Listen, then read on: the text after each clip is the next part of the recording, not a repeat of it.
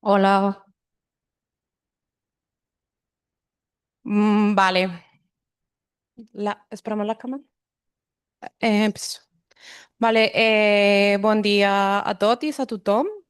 Ahir vam a tancar el dia parlant amb diverses companyis sobre la importància de l'esperança com resistència, l'esperança des del plaer, el art, els afects, y cómo convertirlos en política, en una política utópica, feminista, antifeixista, decolonial, comunitaria, transformadora, una política movilizadora. Recordant que si l'extrema dreta s'apropia de l'odi, la violència i la persecució, nosaltres ens apropiem i ens podem apropiar del gaudir, l'art, la cultura y de la esperanza. Hasta que la esperanza se haga costumbre, fins que la esperanza es converteix en costum.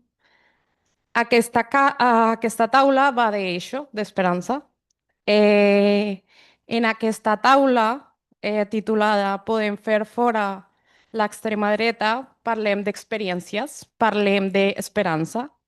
Yo soy Daniela Santos, soy activista feminista latinoamericana por los derechos sexuales y reproductivos, vinculada al movimiento de despenalización del aborto en Colombia y en Latinoamérica.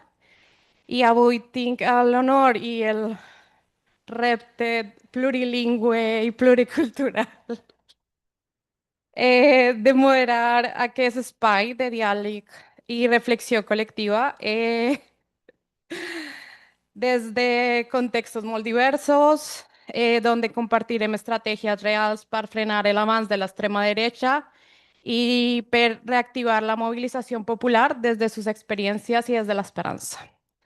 Sabem que vivim un moment global en què l'extrema dreta avança amb força i no només des de les institucions, la política, sinó també en els imaginaris col·lectius. La gent, especialment la gent jove, escoltem a diari en la nostra vida, en los nostres mòbils, en les nostres cases, en les cases meves, discursos d'odi, racismo, misoginia, transfòbia, etc. Per de la mateixa vegada, perdona, vivim en un moment de resistència, d'esperança i d'optimisme, que una companya lo diu hace un momento. Allà on l'extrema dreta intenta imposar la por i la divisió, la societat civil s'organitza i la gent comú, com nosaltres, creem alternatives, construïix comunitat i pensamos altres formes de fer política.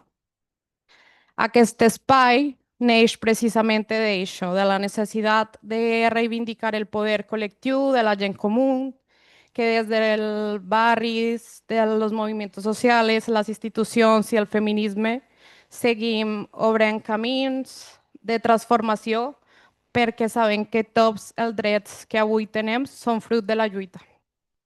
Així que aquesta taula és, doncs, una invitació a mirar-nos amb l'esperança i la determinació, perquè hi ha experiències que demostren que és possible resistir, transformar i guanyar des de l'alegria, la comunitat, lo popular i l'esperança. Durant aquesta sessió escoltarem veus procedents de França, de la Argentina, de México, de Italia y de Cataluña, que compartiran estratègies concretes per fer front a l'extrema dreta desde la movilización ciudadana y desde las institucions públiques per teixir alianças internacionals que ens permitin escoltar-nos per seguir avançar cap a una societat i un mundo més just. Cada intervención tendrá una durada de 7 minutos y compartirem y tendrem, perdón, traducció consecutiva. Abans de cada participación, yo faré una breve presentación de las personas ponentes y del context desde donde parlará. Així que, bueno, yo hablaré en español, catalán, catañol y lo que pueda.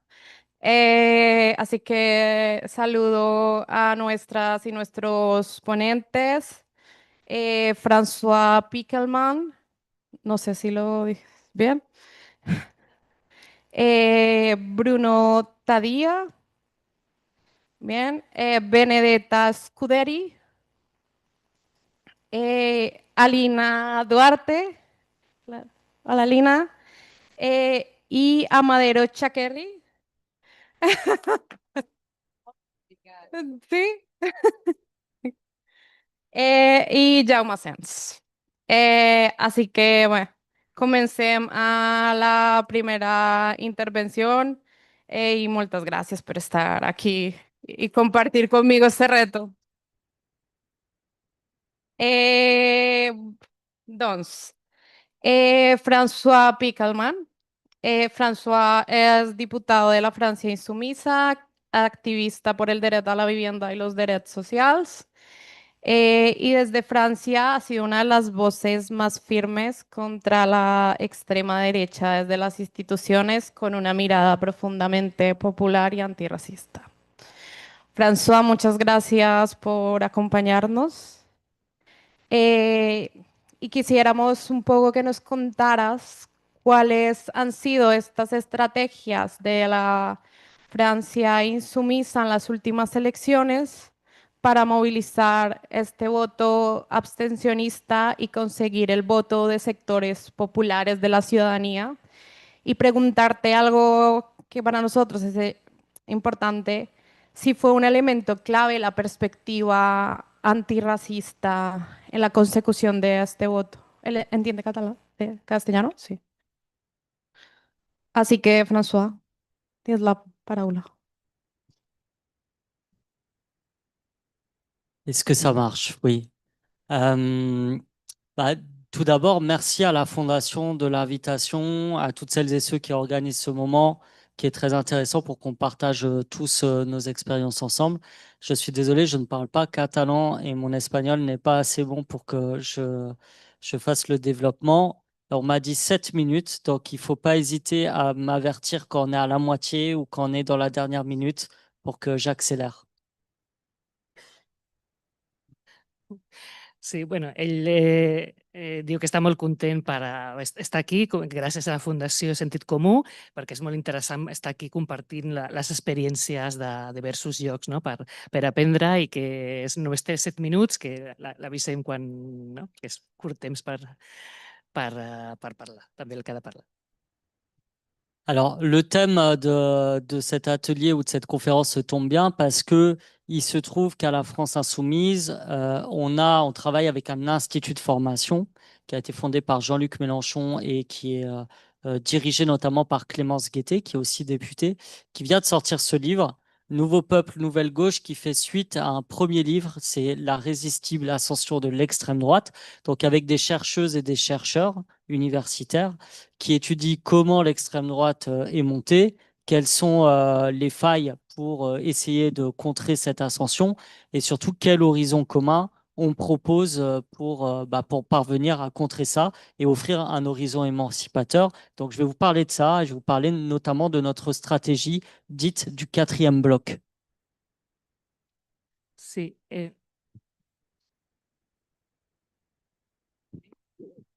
sí, sí, ara sí.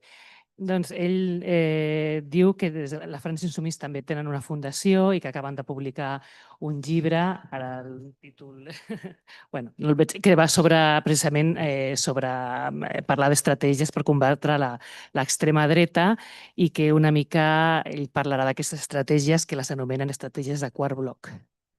Bon, la première chose pour savoir comment on arrive à cette stratégie et aux horizons émancipateurs qu'on propose, c'est de savoir d'où on vient, notre mouvement politique. On vient d'une période qui a vu la déliquescence des deux partis dits de gouvernement, que sont l'UMP et le Parti socialiste, et une sorte d'alternance qui faisait consensus après-guerre, jusqu'à ce qu'il y ait le phénomène de mondialisation libérale et de désindustrialisation qui a fait éclater ce qu'on appelait la classe ouvrière et la lutte des classes qui était structurante dans le débat public. Désolé. Y siempre. Bueno, un poco que primero explicar de dónde venimos, ¿no? Antes ¿no? de explicar las estrategias. Y bueno, vienen de un panorama en que donde había dos grandes partidos mayoritarios, la UMD y el Partido Socialista, y donde realmente ha habido una época, después de la época de industrialización, de neoliberalismo, y donde las luchas de la clase obrera han quedado un poco en segundo plano. Alors, je fais synthétique pour essayer de tenir dans le temps imparti, mais en gros, on a connu une décennie, voire 2 décennies, qu'on peut dater de la période 2002-2005. 2002, c'est l'arrivée de Jean-Marie Le Pen au second tour, et 2005, c'est le fameux traité constitutionnel européen où la majorité vote non, mais où les élites politiques s'arrangent pour le faire passer, qui ont été 2 décennies de chute du Parti socialiste, qui n'était plus dans l'accompagnement des classes populaires, mais dans l'accompagnement du capitalisme. Et à côté de ça, il a fallu que la gauche de rupture crée un nouveau logiciel et surtout arrive à devenir crédible comme force pouvant arriver au pouvoir. Sí, un poco resumiendo, él explica que vienen de 2 decenios, ¿no? Desde el 2002, primero de un descenso del voto y la popularidad del Partido Socialista porque ha estado, digamos, del lado, ¿no? Ha dejado las ideas de izquierdas a un lado, y también un momento de aumento de la extrema derecha también a nivel institucional. L'année qui a été charnière pour ça, à mon sens, c'est l'année 2016 où il y a eu un grand mouvement social en France contre la loi travail imposée par un gouvernement socialiste, et aussi parce qu'il se passait de l'autre côté des Pyrénées, pour nous, des choses intéressantes, qui étaient les indignés et des forces politiques de gauche de rupture qui montraient que des victoires étaient possibles, ce qui nous apparaissait illusoire il y a encore quelques années en France. Y ha habido en este tiempo también dos momentos, digamos, ilusionantes.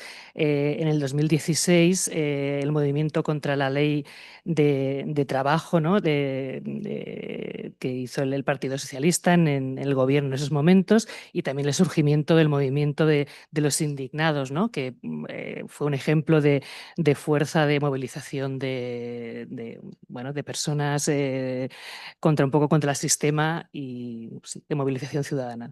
Et il y a eu la seconde campagne de Jean-Luc Mélenchon en 2017 qui a marqué un tournant dans le sens où la principale force de gauche en France est devenue la France insoumise. Et le Parti socialiste s'est, lui, complètement effondré, puisqu'on a fait 17%, lui 6%. Et cette campagne a reposé sur la refondation idéologique de beaucoup de choses à gauche qui ont permis à la gauche de rupture de passer et d'être l'incarnation de celle qui était le plus proche du second tour, 2017. Y también hay otro hito en el 2017, cuando realmente representa la caída en picado del Partido Socialista y el aumento, digamos, y el surpaso de la France Insoumise al Partido Socialista. La France Insoumise obtuvo un 17% y el Partido Socialista un 7%, y un poco representó cómo la izquierda transformadora pues, pasa por delante, ¿no? de esta antigua izquierda.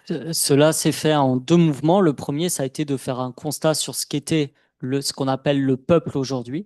Et le peuple, il est divers et varié. Ça veut dire qu'on intégrait bien sûr la classe ouvrière, mais il n'y avait pas que la classe ouvrière. Il y avait aussi tout ce qui conflictualisait en matière d'espace, d'accès aux services, de genre, de race, de discrimination, etc. Et ça, il fallait déjà le poser et l'imbriquer et le comprendre et unifier cette hétérogénéité du peuple.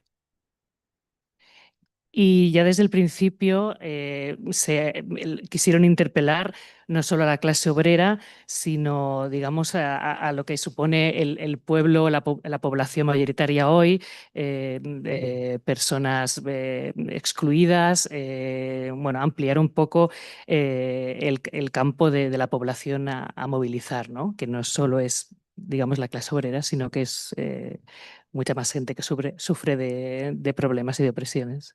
Une fois posé cela, c'était quels horizons émancipateurs on propose pour faire une majorité.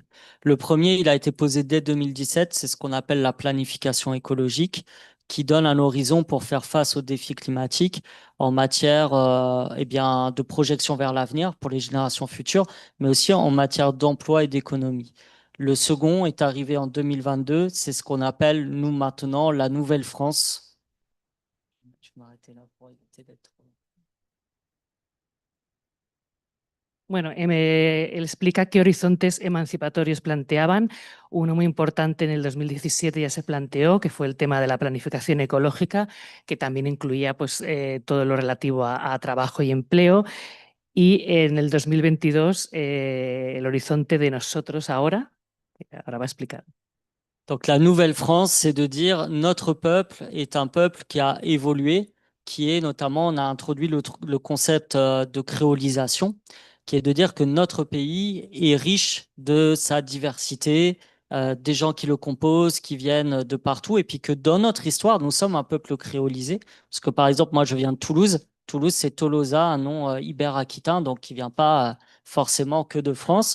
On parle une langue latine. Nos trois plats préférés sont le couscous, la pizza et la raclette qui ne viennent pas de nos frontières, etc., etc.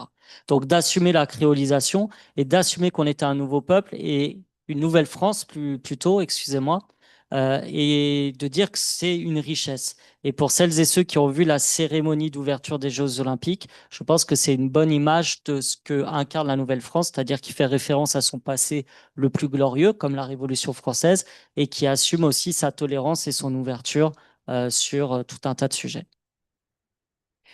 Sí, nosotros ahora quiere decir el mostrar la Francia actual, ¿no? Cómo se ha evolucionado y cómo hay esta Francia, esa población diversa. Él dice la criorización, o sea, de criollo, ¿no? Viene de mezcla, ¿no? De gente y de tradiciones, y cómo esta Francia de ahora, pues ellos plantean asumir de que somos un nuevo pueblo y que esto debe llevar a la tolerancia, a estar en primer plano. Alors, on a le constat, on a les horizons, on a le programme. La question maintenant, c'est comment on obtient une majorité pour pouvoir gouverner, appliquer nos idées et nos horizons politiques. Et c'est là qu'arrive, et je vais conclure là-dessus, la stratégie du quatrième bloc. C'est que ce qu'on observe depuis 2017, c'est qu'il y a 4 blocs politiques en France. Il y a le bloc de gauche, incarné dernièrement par le Nouveau Front Populaire et son programme, le bloc d'extrême droite, le bloc macroniste de droite, et il y a un quatrième bloc qui est le bloc des abstentionnistes. Or, en regardant, le bloc des abstentionnistes est souvent plus proche de nos idées qu'il l'est des autres blocs. Donc, tout l'enjeu pour nous, c'est d'amener les abstentionnistes à venir voter, ce qui nous permettrait de passer au second tour et d'avoir les conditions de la victoire. Il y a 2 catégories particulièrement sur lesquelles des progrès électoraux peuvent être faits ou être convaincus d'aller voter. C'est la jeunesse d'une part, qui vote massivement pour nous quand elle vote, et les quartiers populaires qui votent massivement pour nous quand ils votent. Et donc, c'est tout le travail qu'on est en train de faire. Je vais pas être plus long pour essayer d'obtenir une majorité et de gouverner la France. Sí, pues ya tenían el horizonte, tenían el programa, pero se plantearon, bueno, cómo vamos a lograr esa mayoría electoral. Y entonces es lo que ellos llamaron la estrategia del cuarto bloque. Ellos consideran que hay como 4 bloques de voto en Francia.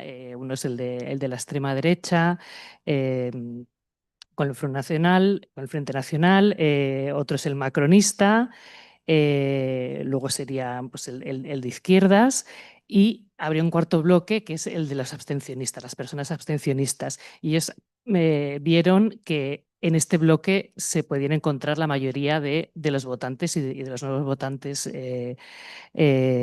para ellos y que son los más cercanos. Y entonces establecieron una estrategia para lograr el voto de estas personas abstencionistas, ¿no? Que evidentemente en barrios populares, pero trabajadores, pero no solo. Y él va a explicar ahora un poco la estrategia. Sí, para pasar, sí, porque ellos consideraron que era importante para pasar, se vota en 2 rondas en Francia para pasar la segunda ronda en estas últimas elecciones, ¿no? Pues será la estrategia más acertada. Je vais rien ajouter maintenant parce que je suis curieux d'entendre les autres et je sais qu'on a dépassé le temps imparti, mais après, s'il y a des questions, j'y répondrai volontiers. Voilà. Là, tu veux que j'explique Bon, j'ai un peu expliqué déjà. C'est d'aller chercher la jeunesse, les quartiers populaires. Après, il y a des techniques de mobilisation qu'on met en place, notamment pour l'inscription sur les listes électorales, parce que beaucoup de gens sont mal inscrits sur les listes électorales.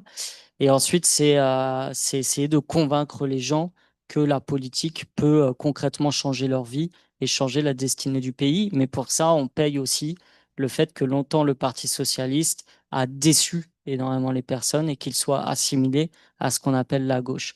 Donc c'est tout l'enjeu qu'on a en ce moment, mais qu'on a depuis des années. Et ça demande beaucoup de temps militant et à faire avec beaucoup d'humilité parce que, juste, j'aimerais finir là-dessus, pour moi et beaucoup de gens en politique de la gauche de rupture, ce qui s'est passé en Espagne a été un exemple. Ce qui a pu se passer en Grèce jusqu'à la trahison que vous connaissez avec Syriza et Tsipras a pu être un exemple.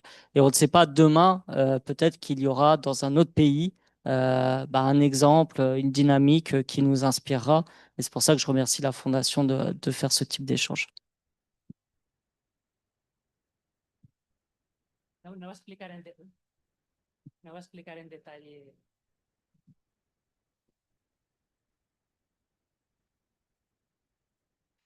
Sí, dice que ahora no va a explicar en detalles, en un caso en las preguntas, más en detalle las estrategias de movilización, pero sobre todo se ha basado en 2 cosas, que es primero el tema de la movilización de la gente joven, que está muy alejada de la política formal, que no confía en ella y han ido mucho pues bueno, a movilizar el voto de la población joven. Y otro aspecto importante ha sido el focalizarse en la inscripción en las listas electorales, ¿no? Se dieron cuenta que había muchas personas que no estaban bien inscritas, ni siquiera estaban inscritas, y esto hace que mucha gente pues no vaya a votar, ¿no? Porque se encuentre que pues no está en las listas o no se haya preocupado.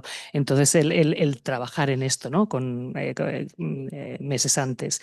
Y sobre todo también aprovechar la decepción que el Partido Socialista causó entre los votantes de izquierda y ofrecerles pues una alternativa, ¿no? Digamos lo que llama la izquierda rupturista, ¿no? El que se ha inspirado, pues se han inspirado en casos, ¿no? En lo que ha pasado en España, ¿no? Con movimientos pues como los comunes, movimientos municipalistas, también en Grecia aunque hubo el tema de la traición de Syriza, pero bueno, precisamente estar en foros como este lo que permite es inspirarse mutuamente. Y después de las preguntas ya o más adelante contestará sobre más en detalle de movilización.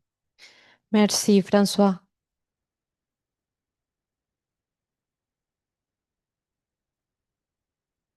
Bueno, vamos a ir con Bruno, porque Bruno está en Argentina y hoy son las elecciones argentinas.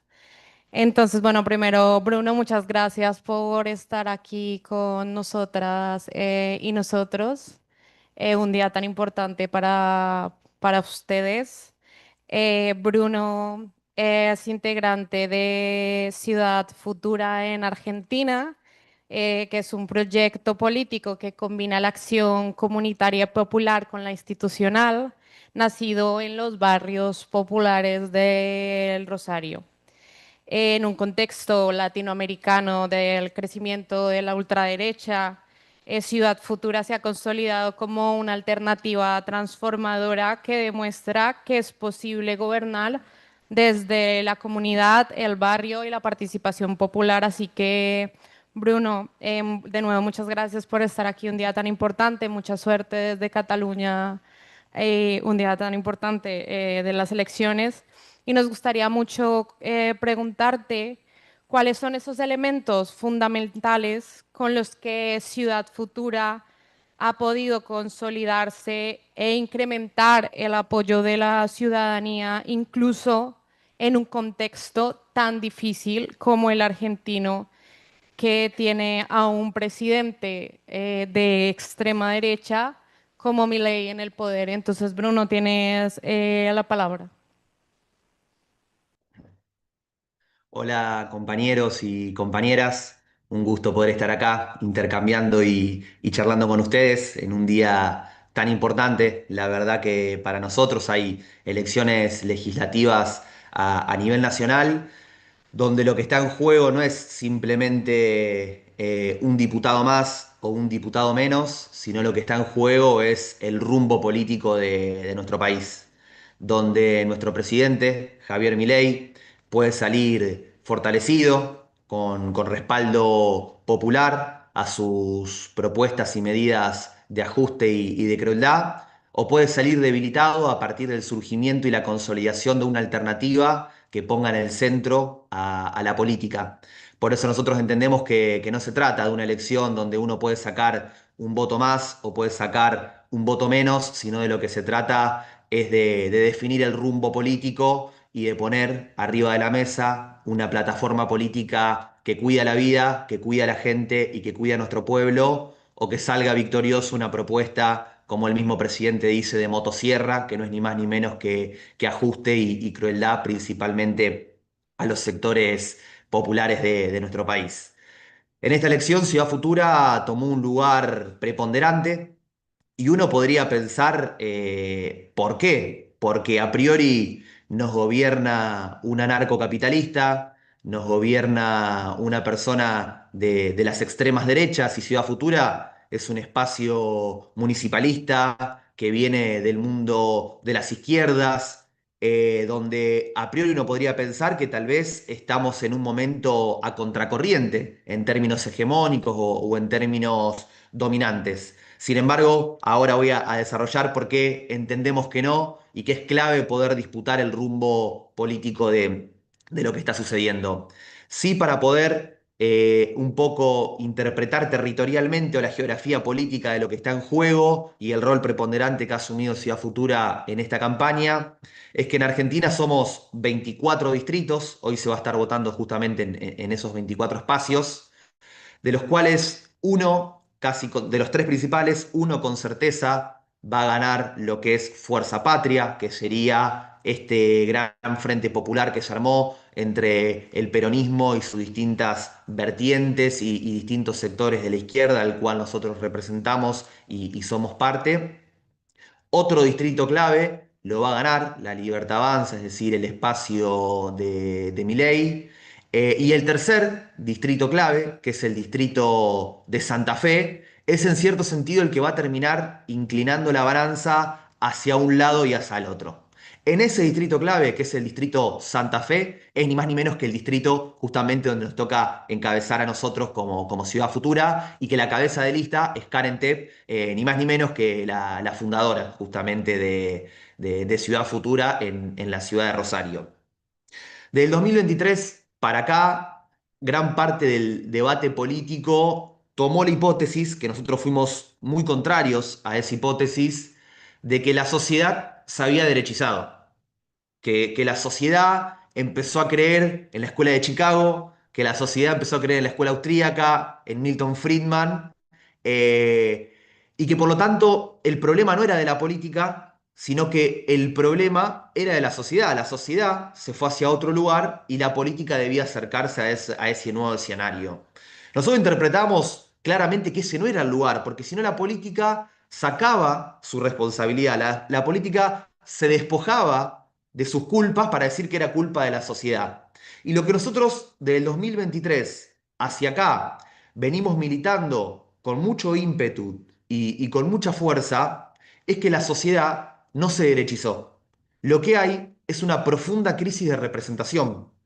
Hoy la clase política, las construcciones políticas y los partidos políticos expresan y representan mucho más a las sociedades del siglo XX que a las sociedades del siglo XXI.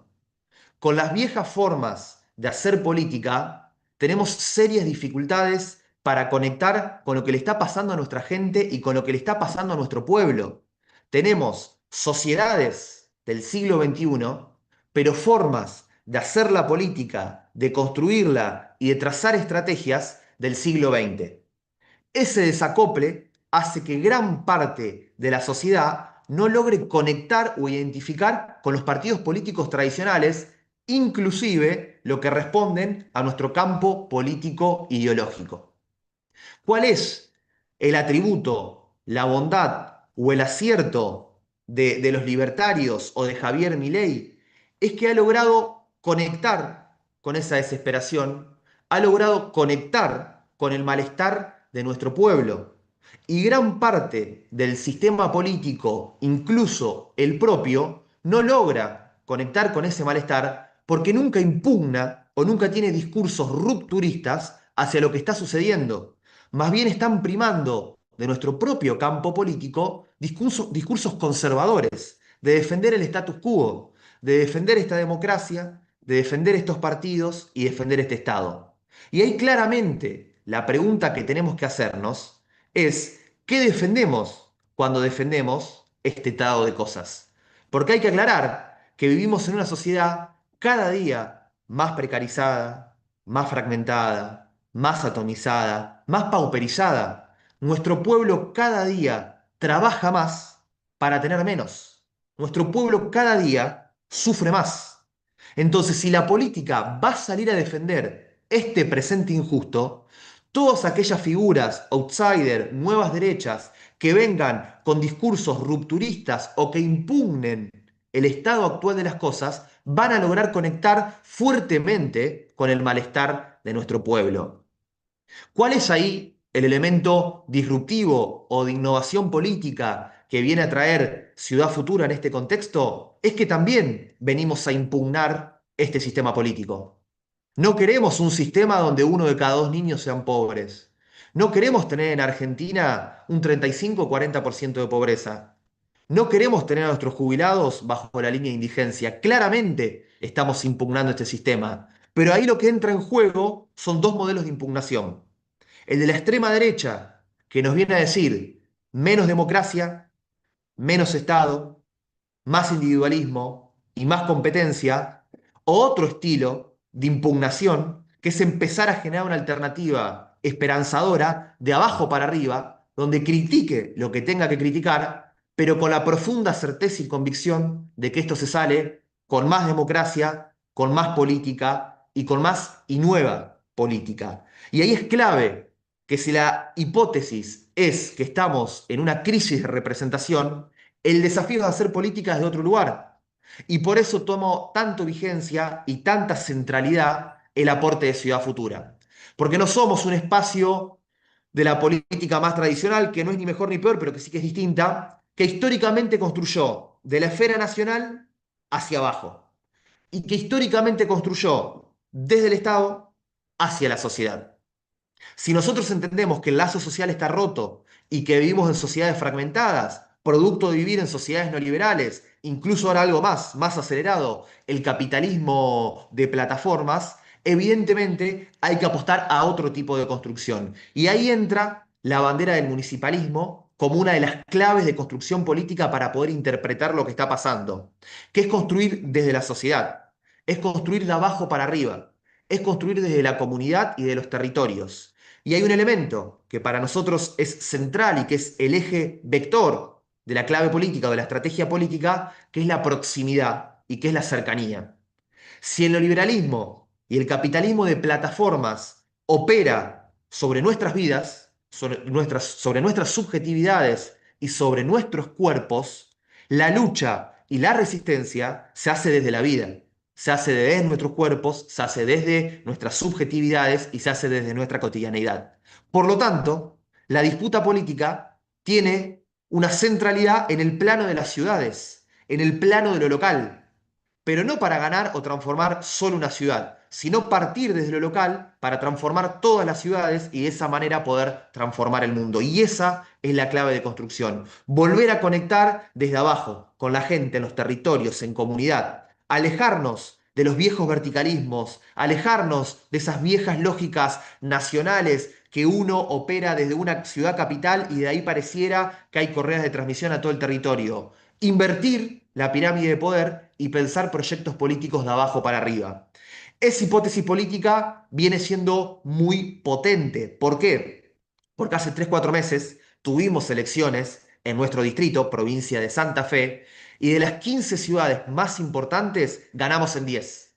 ¿Qué significa eso? Que cuando uno escucha, cuando uno conecta, cuando uno tiene espacios o dispositivos de participación y de construcción colectiva y horizontal, la gente participa, la gente quiere ser protagónica, la gente quiere tener voz y voto en la construcción de su destino común y por supuesto que la gente quiere vivir mejor. Para eso hay que animarse a construir de otra manera. Por eso, ante semejante crisis de representación, ante semejante crisis política y ante el avance de las derechas, entendemos que la resistencia se da en el plano de la vida y en el siglo XXI las sociedades viven en ciudades y por eso la clave de lucha es el municipalismo para poder construir estrategias de abajo para arriba. Ojalá que dentro de unas 6, 7, 8 horitas, cuando termine la elección, Fuerza Patria haya hecho una gran elección en toda Argentina, pero principalmente en la provincia de Santa Fe, con Karen Tepp a la cabeza para poder demostrar que otra forma de hacer política es posible y que si el neoliberalismo vino a sembrar odio, desde el municipalismo tenemos que salir a sembrar esperanza.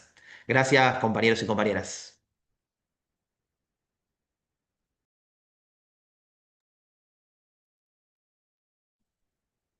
Muchas gracias, Bruno, y mucha suerte hoy para Ciudad Futura. Esperamos al final del día tener buenas noticias.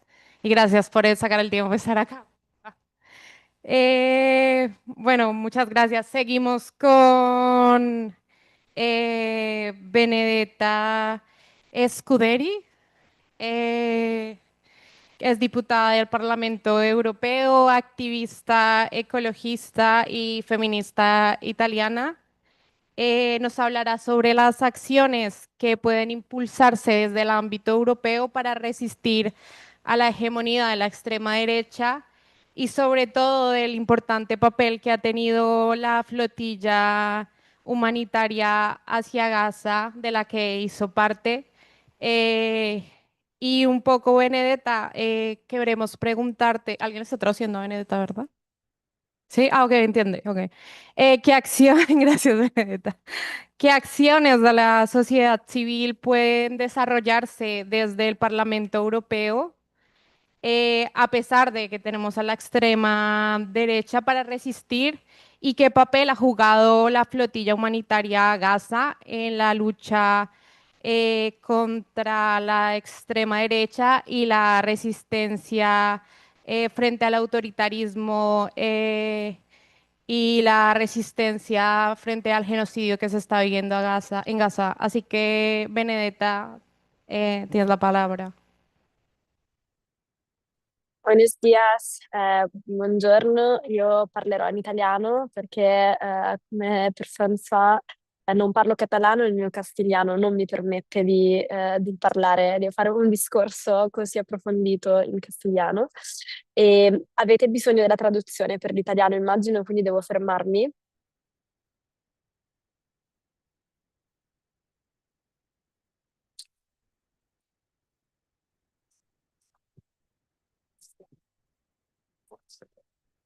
Io non sento quello che sta succedendo, quindi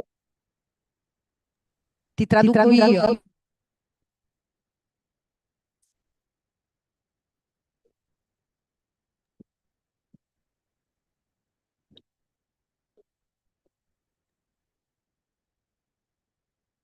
Senti, bene.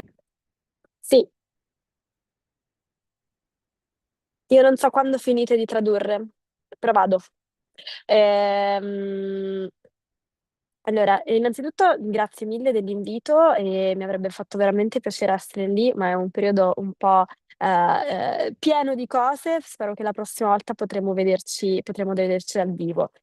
Per andare sulla domanda, io innanzitutto penso che dobbiamo un attimo guardare allo schema del Parlamento europeo, cioè a quello che è il Parlamento europeo oggi, dove abbiamo un'estrema destra molto forte, cioè il terzo e il quarto gruppo del Parlamento europeo, quindi i gruppi parlamentari sono di estrema destra, e poi ce n'è anche uno ancora più a destra che è il più piccolo, quindi è la prima volta nella storia con una estrema destra così forte.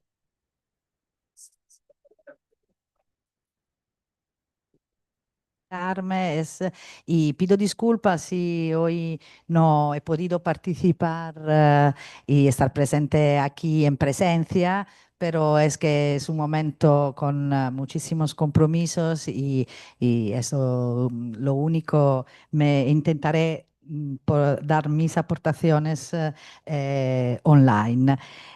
La premisa que hay que hacer sobre sobre el Parlamento Europeo en este momento es también ver su esquema, porque hay una mayoría de extrema destra que nunca había estado tan fuerte en el Parlamento Europeo, porque no solo hay el bloque tradicional de de las derechas, sino hay un bloque de extrema derecha que aún si es como más pequeño de lo de la derecha, pero claro, juntos como dan como una conformación del Parlamento Europeo totalmente movido hacia a la derecha en este momento. Sì, questo comporta che ci sono solo due possibili maggioranze. Una maggioranza dove i popolari, che sono l'ago della bilancia, perché senza i popolari non ci sono maggioranze, quindi il gruppo di centrodestra di cui fa parte Ursula von der Leyen, i popolari che vanno con l'estrema destra oppure i popolari che vanno con la parte di centro e sinistra. Non c'è la possibilità di un'altra maggioranza. Questo perché lo dico? Perché fa sì che i popolari e quello che loro fanno diventino la scelta del Parlamento europeo, e in base a dove vogliono andare possono spostare la maggioranza molto molto a destra oppure la maggioranza un po' più verso il centro-sinistra.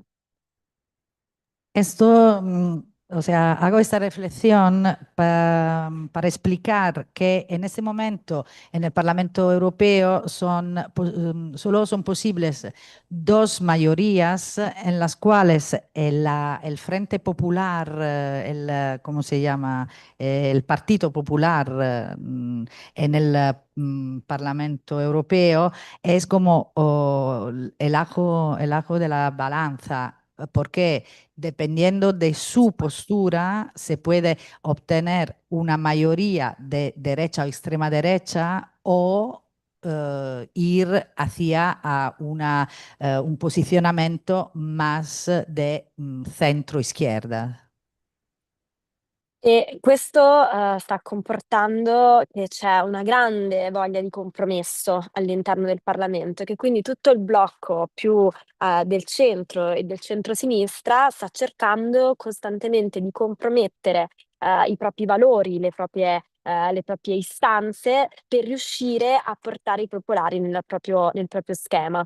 Però questo fa sì che tutte le cose che possiamo effettivamente, le proposte, le normative che possiamo effettivamente approvare e che vorrebbero approvate anche con i nostri voti, sono delle normative che hanno la firma e la volontà dei popolari, e questo comporta una grandissima svendita dei valori e delle possibilità di lotta all'interno del Parlamento europeo. Entonces, en ese momento, claro, desde la izquierda, el centro izquierda, sí que se está intentando, como no, hacer muchas negociaciones y mediaciones para que puedan seguir adelante algunas reformas o medidas más progresistas, intentando, pero claro, si se tiene que involucrar para que sigan adelante el bloque popular, obviamente esto significa que se tiene que renunciar a valores que son de la izquierda. Entonces, este es un momento en ese sentido de crisis que tienen los bloques de las izquierdas en el Parlamento Europeo, porque o tú te mantienes firmes en tus valores y no pasa ninguna reforma ni medida más progresistas, o tienes que renunciar a algo para que puedan pasar con el apoyo del bloque popular. E nel frattempo i popolari stanno utilizzando l'estrema destra e le istanze dell'estrema destra per riuscire a ottenere delle iniziative che a loro vanno benissimo, ad esempio sulla migrazione, sui diritti umani, su anche alcune cose che riguardano la transizione ecologica. Quindi utilizzano l'estrema destra quando gli fa comodo e quando non gli fa comodo vengono da noi, e questo sta portando a un Parlamento che vede una sinistra, un centrosinistra molto indebolito su delle posizioni fondamentalmente centriste e di centrodestra, e un fronte popolare di estrema destra che invece sta distruggendo completamente alcuni valori fondanti di democrazia, di diritti umani, di inclusione, perché c'è la possibilità di farlo grazie all'estrema destra. Y un poco eso ha especificado algunas cosas más de la reflexión anterior, o sea que claramente el Partido Popular, por otro lado, donde recordemos hay la presidenta la von der Leyen en este bloque, el bloque popular entonces utiliza también la extrema derecha para seguir adelante con sus proyectos reaccionarios en temas de migración, derechos humanos, transición ecológica, y cuando le va mejor se dirige a la izquierda para tener. Entonces, en ese momento hay claramente una crisis del bloque de las izquierdas y un poder muy fuerte en el Parlamento Europeo del bloque popular y de la derecha. Questo però ci mette davanti a un bivio, in questa crisi di cui stiamo parlando ci mette davanti a un bivio. Noi possiamo scegliere se continuare a compromettere qualsiasi cosa per riuscire a tenere dentro i popolari, oppure evitare dei compromessi sui nostri valori fondativi del progressismo, della sinistra, dell'ecologia, e cercare di far vedere i popolari per quello che sono, e quindi per un partito che non ha problemi ad andare con l'estrema destra. Ecco, io penso che se vogliamo far sì che il Parlamento europeo, che i nostri gruppi al Parlamento europeo abbiano ancora un senso di esistere e vadano a incontrare quel sentimento, quelle necessità di cui parlava prima Bruno, ma di cui parlava anche François, e quindi quella volontà di cambiamento della politica, noi non possiamo in alcun modo compromettere i nostri valori fondativi e dobbiamo lottare per riuscire a portare avanti le nostre istanze sui diritti, sulla giustizia sociale e sulla giustizia climatica.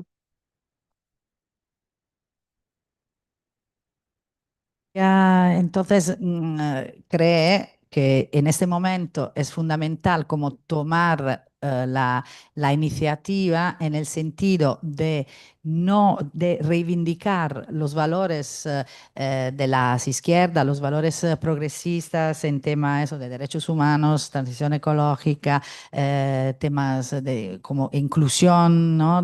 en la sociedad, antirracismo, etcétera, para reivindicar estos valores, para desvelar la verdadera cara del Partido Popular, y a pesar que esto pueda costar en términos de efectividad luego de las medidas, pero pues, es la única, puede ser el único sentido en este momento para que haya unas fuerzas de izquierdas en el Parlamento Europeo. Questo vuol dire anche fare delle proposte che siano delle proposte ambiziose, che siano delle proposte radicali e che guardino ai bisogni e alle necessità effettive della popolazione europea. che si mettano i soldi e i finanziamenti sulle necessità della popolazione europea e ci si opponga ad alcune, ad alcune proposte reazionarie che invece vedono il disinvestimento dal sociale e dalla transizione per investire ad esempio una tra tutte sulle armi. La cosa che tengo a sottolinearci è che l'estrema destra è cresciuta non facendo alcun compromesso, andando avanti con la loro agenda, andando avanti con il loro programma. Se noi pensiamo di poter contrastare questo radicalismo compromettendo i nostri valori fondanti, allora non ci riusciremo.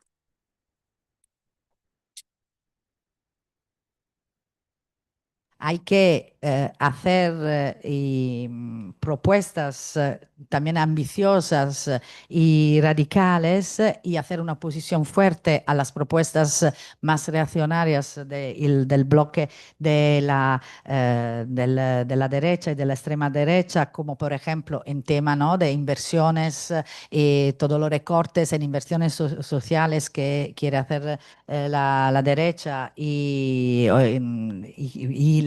¿no?, el aumento de inversiones en la guerra, en armas, etcétera, porque ella comenta, al final la extrema derecha está ganando y ha ganado espacio político, visibilidad, sin renunciar a ninguno de sus valores reaccionarios. Entonces, ¿por qué nosotras tendremos que utilizar esta misma lógica y no renunciar a ningún nuestro valor, porque esto pueda tener el efecto contundente de revertir en este momento la crisis en que estamos?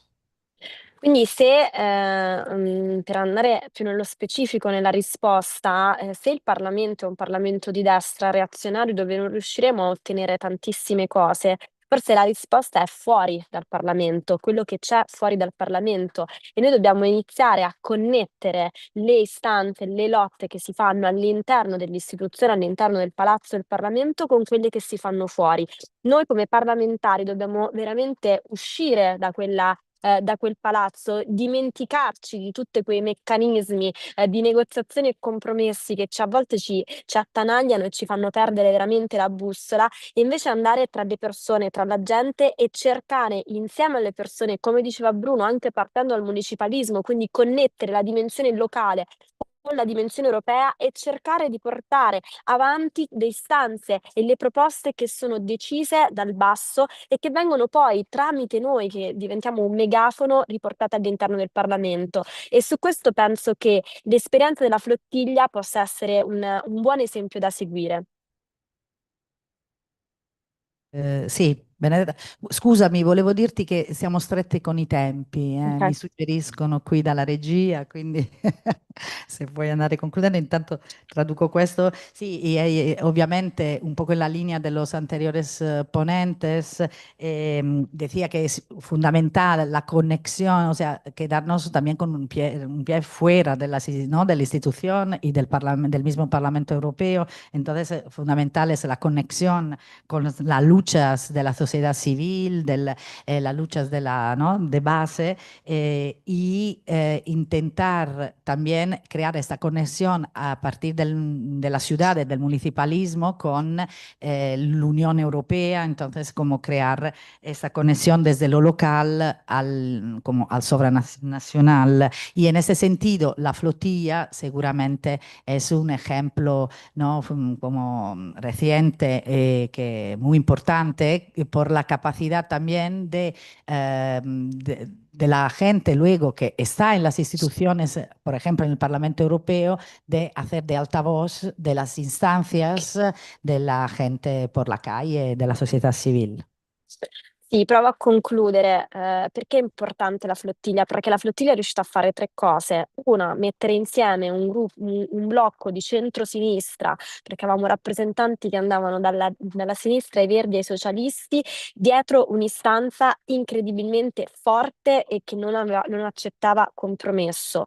Due, ha portato una mobilitazione globale restituendo una capacità di attivazione con delle istanze concrete che andavano alle istituzioni, e 3, ha portato una speranza. Quella speranza ha creato una comunità, e quella comunità ha voluto e vuole agire per un cambiamento, e noi da quello dobbiamo partire, da quella voglia di milioni di persone di agire per un cambiamento e di vedere una società che è una società effettivamente più giusta, partendo per la lotta per la Palestina e andando a tutte le altre lotte. Siempre con el tema de la flotilla, ha sido como decía antes, un ejemplo y ha logrado también como 3 objetivos fundamentales. El primero, que ha conseguido crear como un bloque de centro-izquierdas donde se han sumado también, ¿no?, diferentes fuerzas políticas, como un frente más amplio, ¿no?, de las izquierdas sobre un tema tan como fuerte y contundente y sin alguna mediación como es la de la solidaridad a la Palestina. La segunda, lograr una movilización a nivel global y sobre instancias concretas, y entonces y el tercero, crear la ilusión y la esperanza a partir, ¿no?, de esta movilización. Entonces ella, como comenta, tenemos que partir desde aquí con la misma lógica y las mismas modalidades para como aplicarlas más allá del tema de Palestina, sino para todos los temas que son del ADN de las izquierdas. Quindi mi auguro che possiamo prendere questa esperienza, farne tesoro e prendere veramente questa empowerment che ha creato, questo senso di potere. E vi ringrazio tantissimo, mi dispiace per non aver potuto essere lì, e spero di vedervi tutte e tutti presto. Se ci sono domande, sono a disposizione.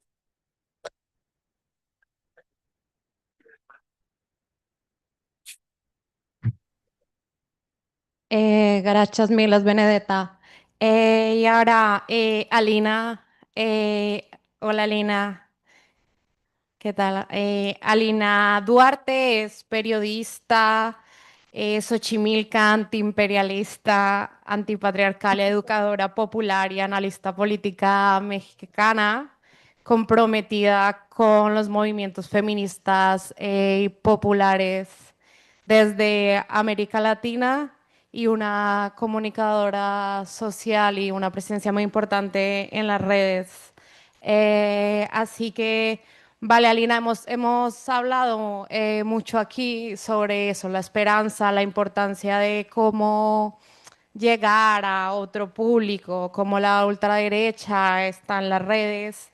Así que a mí me gustaría un montón que tú, que estás ahí desde una perspectiva crítica, y cómo te defines tú misma, Xochimilca, antiimperialista, antipatriarcal, nos contaras un poco qué elementos crees que contribuyen especialmente a activar la movilización de las activistas, de las jóvenes, de las y los feministas, de la población disidente sexual, para lograr que se sumen a la política.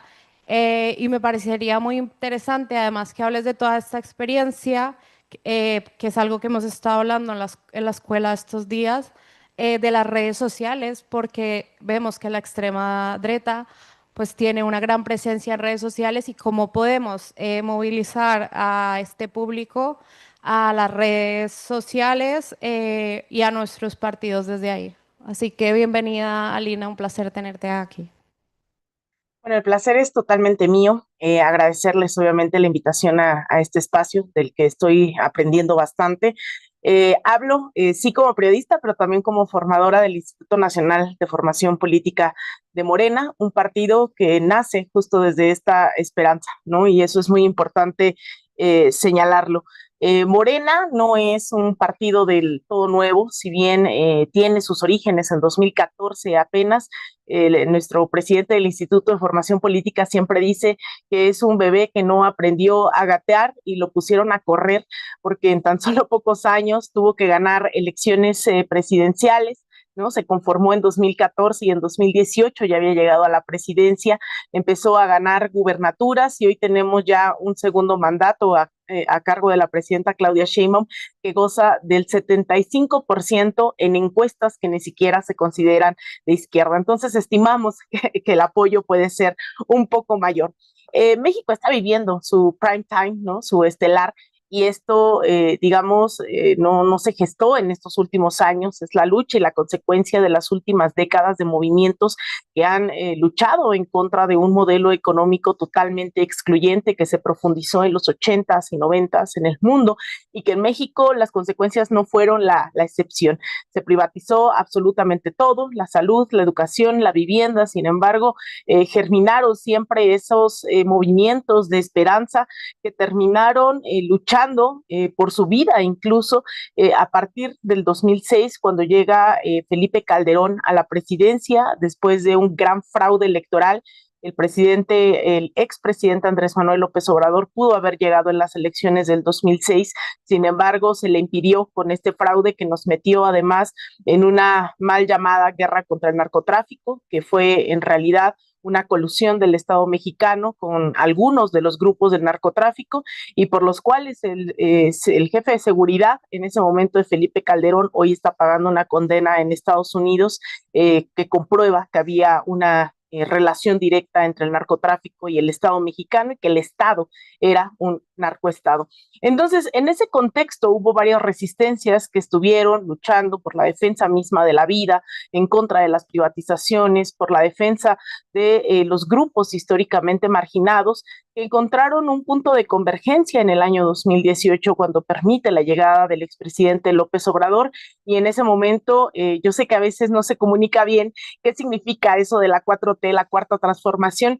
El presidente López Obrador lo que hizo fue denominar al momento actual de la vida pública mexicana como esa cuarta transformación, luego de un periodo de independencia, luego uno de revolución y luego otra que fue la guerra de reforma que separó pues lo más importante a la Iglesia del Estado, ya que la Iglesia era la que regía la vida pública, social, económica en nuestro país.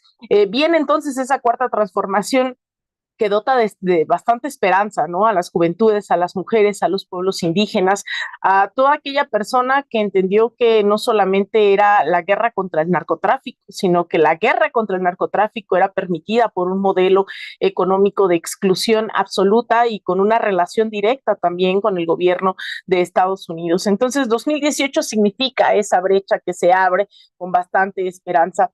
¿Qué sostiene actualmente al gobierno en el poder y con estos niveles de aceptación? Bueno, son varias cosas. Primero, la comunicación, que a mí me parece algo que a veces termina siendo rebasada, los análisis que hemos hecho durante el último siglo, ¿no? Los medios de comunicación, al igual que los medios de producción, han ido avanzando y entonces no solo tenemos ya las redes sociales, sino también el desarrollo de algoritmos, el desarrollo incluso de plataformas que fomentan discursos de odio. Entonces, lo que hizo primero en su momento como jefe de gobierno de la Ciudad de México, Andrés Manuel López Obrador, fue dar conferencias todos los días, ¿no? Es decir, la mañanera, que hoy se le conoce así, tuvo un antecedente claro en la jefatura de gobierno del presidente López Obrador, del entonces jefe de gobierno, y ahí después presidente Andrés Manuel López Obrador. Ese modelo de comunicación diaria y de desmantelamiento de las grandes narrativas y de la disputa del sentido común todas las mañanas a las 7 de la mañana, es decir, a esta hora, estamos a las 7 de la mañana aquí en la Ciudad de México, todos los días el presidente López Obrador se levantaba y entonces ya tenía todos los titulares de los grandes medios corporativos. Entonces, si los medios ponían sus titulares a las 5 de la mañana, el presidente desmantelaba todas esas narrativas a las 7 de la mañana. Y eso fue un ejercicio que hasta la fecha perdura con la presidenta Claudia Sheinbaum, con su toque particular de científica. La verdad es que estamos muy, muy felices de ver cada una de esas particularidades que ha ido cambiando. Si uno de los grandes retos, por ejemplo, de los movimientos progresistas feministas de izquierda en América Latina era que la derecha se empezaba a apropiar de los discursos feministas. Ahora tenemos a una mujer que no solo es presidenta, sino que también reivindica desde el feminismo la praxis política. Entonces, dentro de esta mañanera se tiene un espacio sobre las mujeres en la historia, pero también hay una información, incluso en términos paritarios, donde son cada vez más mujeres las que le informan al pueblo de México desde la izquierda cuáles son esas políticas públicas que se están llevando a cabo, y obviamente influye la serie de legislaciones que hemos tenido al respecto durante los últimos años, la llamada ley de paridad en todo, en donde en efecto en los 3 niveles de gobierno se tiene que tener paridad en los puestos de toma de decisión, congresos paritarios. Es decir, ha habido no solamente una participación de mujeres, sino de mujeres de izquierda cada vez más presente, ¿no?, dentro del espacio político. ¿Qué otra cosa permite? No solamente es la comunicación, sino evidentemente gobernar desde la izquierda. Uno de los primeros, de los grandes principios del obradorismo ha sido por el bien de todos, primero los pobres, que después cuando viene la presidenta Claudia Sheinbaum es por el bien de todos y todas, primero las pobres, ¿no?, siendo las mujeres las más excluidas de este sistema económico patriarcal. Y eso no ha sido solo un eslogan, una frase, se ha traducido en al menos 13.4 millones de personas que salieron de la pobreza del año 2018 al año 2024, una serie de políticas redistributivas, programas sociales que hoy poseen 1 de cada 4 hogares en este país, pero además lo que hace la presidenta Claudia Sheinbaum es también poner el acento en la división sexual del trabajo, y hay programas específicos para dar justicia social a las mujeres, programas pensados justamente desde esta perspectiva feminista. La soberanía energética, alimentaria es cada vez más una realidad. Y algo que nos ha sorprendido en el último año ha sido que esto que ustedes seguramente han visto en todos los medios de comunicación, el tema de la seguridad en este país. Si bien los orígenes los tenemos en esta mal llamada guerra contra el narco impulsada por Felipe Calderón, aliado de las ultraderechas ahí en España, en América Latina, en todos lados, pues lo que vimos ahora durante el gobierno de Andrés Manuel López Obrador es que esas tasas, por ejemplo, de homicidios que iban todo el tiempo creciendo y creciendo, empezaron primero a sostenerse, y lo que ha logrado la presidenta Claudia Sheinbaum durante el último año es digno de estarlo estudiando con microscopio, porque en tan solo un año disminuyó 32% la tasa de homicidios en este país. Hay estados como Zacatecas donde disminuyó incluso el 88%, es una cosa que seguimos procesando después del informe de gobierno que dio ya a principios de este mes. Y también es un gobierno profundamente de territorio, que lo ligo a lo que nos compartía ahora el compañero Bruno, que tiene que ver con que no solo la presidenta informa todos los días en la mañanera, sino que también constantemente está en el territorio entre semana, y todos los fines de semana está constantemente haciendo asambleas, al igual que el expresidente López Obrador.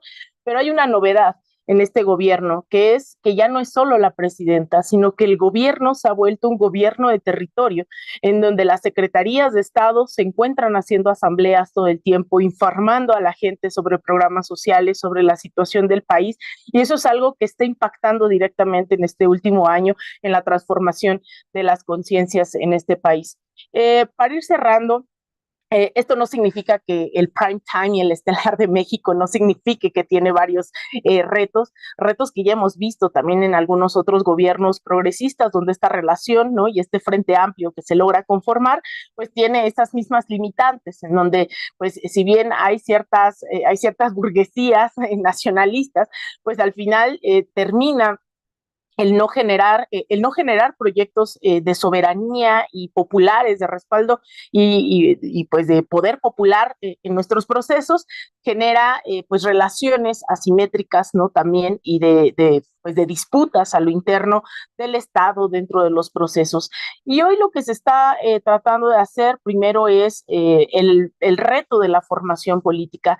Hoy el partido de Morena tiene un instituto que es bastante modesto, ¿no? Somos cerca de 250 personas que tratamos de hacer cursos, talleres en territorio, virtuales, que son abiertos a todo el público, y que durante todos estos años hemos llegado a cerca de de 3 millones de militantes, en donde hemos realizado diferentes ejercicios, hemos hablado de comunicación, de feminismos, del servicio popular. Y eso en alguna medida creemos que también está aportando a este proceso, ya que no toda la gente que se incluye a esta cuarta transformación, pues necesariamente tiene una conciencia y una praxis política de izquierda. Al ser un frente amplio, obviamente hay una gran divergencia y estamos tratando de disputar constantemente hacia la izquierda. La segunda es que México tampoco está exento de este monopolio de los medios de comunicación. Se requiere todavía seguir socializando, disputando las narrativas, no solamente en lo digital, sino en lo territorial. México posee varios centros de comunicación comunitarios que han crecido durante estos últimos años y en donde creemos que también puede haber una disputa real, además de reapropiarse de los medios de comunicación públicos que habían sido abandonados para priorizar, obviamente, contenidos de plataformas privadas. Y por último, creo que uno de los grandes retos hoy en México es dónde se encuentra esta extrema derecha que hoy nos reúne para tratar de poner algunas cosas. No solamente basta con gobernar y con disputar el sentido común, que no es menor, ¿no? Gobernar bien, gobernar de izquierda, con perspectiva feminista, con perspectiva y praxis de izquierda. Hoy en México, y esto es algo que pues lo dejo sobre la mesa porque me parece que va a ser si bien no es una alerta o algo urgente durante los últimos meses, creo que no hay que subestimarlo. Hoy en México hay una clara evidencia que las derechas no han logrado enamorar a las bases, no ofrecen un proyecto distinto al neoliberal que vimos fracasar durante más de 3 décadas. Entonces han apostado a estos discursos que escuchamos por parte de Vox, que escuchamos por parte de Javier Milei, de Jair Bolsonaro. Hay una derecha en radicalización constante que incluso no escatima en hacerlo cada vez más público en México. El Partido Acción Nacional, que tiene sus orígenes incluso en apoyar en el siglo XX al fascismo y tener orígenes fundamentalmente fascistas, lanza hace unas semanas aquí en México, se renueva, ¿no? Hace una renovación como si fuese una marca de algún producto, lanzando su nuevo eslogan de patria, familia y libertad, evocando mucho a ese fascismo italiano de patria, Dios, familia, que hemos visto también transmutarse a lo largo de las décadas. Y además, pues lo que hacen es guiñarle, ¿no?, a esa noción de libertad, no de libertad en términos desde donde creemos la izquierda estamos disputando, sino una libertad de mercado y haciendo guiño también a estos discursos libertarios, anarcolibertarios y demás, como Javier Milei. Y eso es el Partido Acción Nacional, y hay otros personajes que quieren ser ese Javier Milei en México, como Ricardo Salinas Pliego, dueño de una televisora de TV Azteca, pero también de varias empresas en este país, que han estado tratando de impulsar también este tipo de discursos. Yo creo que son aún más peligrosos que personajes que ya habíamos visto en América Latina, al poseer también esta disputa narrativa día a día. Entonces, la comunicación se vuelve, en resumen, un área estratégica para la cuarta transformación, que a través de las mañaneras, a través de la distribución de periódicos del partido, el periódico Regeneración, que hace alusión a un periódico que se emitió durante el periodo revolucionario en México, se distribuye en cientos de miles en este país. Se tiene una comunicación a través de plataformas digitales y se busca generar redes con la militancia para disputar no solamente narrativas, sino para radicalizar también la praxis política hacia la izquierda. Por otro lado, tenemos unas derechas que están dispuestas a reconfigurarse en función de lo que está disputando a nivel internacional con carácter cada vez más fascista, pero creo que al menos esa comunicación de izquierdas, ese gobernar de izquierdas, la formación política están generando una estrategia que hasta ahora creemos que es satisfactoria y que las alianzas internacionales evidentemente siguen siendo también un pendiente también de la cuarta transformación, que al tener más de 3,000 kilómetros de frontera con Estados Unidos, creo que a veces se ha olvidado también internacionalizar el proceso. Así que pues aquí me quedo pendiente de las dudas, preguntas que sigan surgiendo, y nuevamente agradecerles la invitación a este espacio.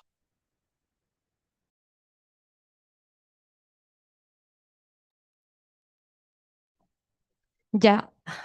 Muchas gracias, Alina. Justamente teníamos otra parte de la pregunta, pero creo que la has respondido, que era sobre las acciones y las estrategias que ha llevado a Morena a ganar y mantener el nivel nacional en México, pero creo que con tu intervención nos has respondido esta y las otras preguntas y muchas más. Así que muchas gracias y felicidades. Muchas gracias a todas las personas por quedarse en este gran reto de la última tabla que tenemos. Aún nos quedan dos ponentes. Tenemos a Amadeo Chakeri. Perfetto. Chao, Amadeu. Amadeu, un poco, Amadeu es presidente del municipio 8 de Roma, una ciudad que sabemos que hoy debe gobernarse bajo un contexto dominado por la extrema derecha.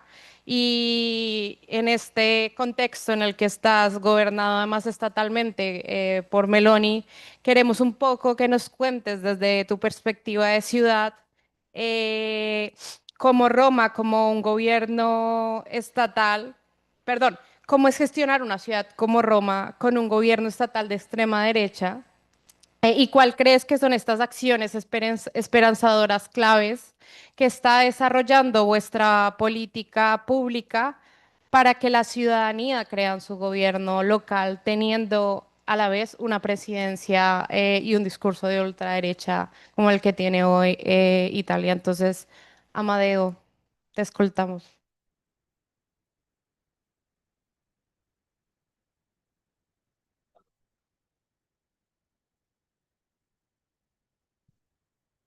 Intanto grazie mille Daniela, hai detto il mio nome benissimo. In Italia lo sbagliano tutti.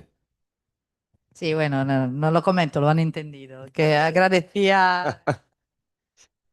E grazie soprattutto alla Fondazione Senti il Comune per l'invito. Sono venute tantissime spunti, riflessioni e idee dopo questa discussione ed è sempre prezioso venire qua a Barcellona perché torniamo a casa imparando sempre qualcosa di nuovo per fare politica nelle nostre città. E quindi di questo vi ringrazio semplicemente a Lucia, a Elia, a tutti quanti coloro che hanno costruito queste giornate. Grazie davvero.